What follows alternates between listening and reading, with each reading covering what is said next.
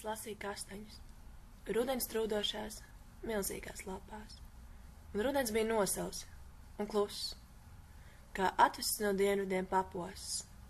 Bija slapšs un mazliet drēgns un augsts, ar mākoni lielu un zilu, un pēkšņi man likās, tu esi mans draugs, un ka es tevi mazliet mīlu.